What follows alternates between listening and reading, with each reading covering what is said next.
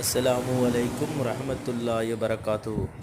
அன்பார்ந்த வாடிக்கையாளர் பெருமக்களே, நாங்கள் திருவண்ணாமலை மாவட்டம் வந்தவாசி வட்டம் ஓசூர் கிராமத்தில் வாத்து வியாபாரம் செய்கிறோம்.